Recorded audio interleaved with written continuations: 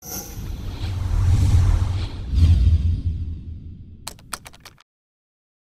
околу причините за одлагањето? Денешното рочиште беше одложено поради болест, отворено боледување на обвинетиот Горан Груевски.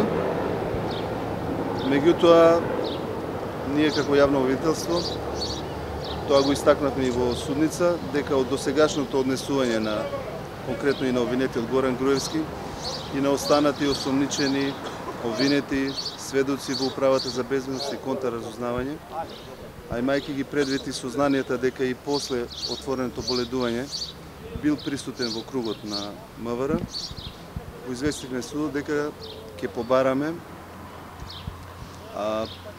проверка на болеста на обвинетиот Горан Груевски и неговата оправдана спреченост за присуство на денешното рочиште. Што правел во МВР во тој период? Имате сознание? Не би сакал тоа да го коментирам. Кажа дека само имаме такви сознания. Може ли напуса околу решенијата за декласификација? Колку се прифатени од барањата, колку се одбиени и како, што ќе значи тоа во постапката? Дали ќе можете доказите кои што ги имате да ги употребите?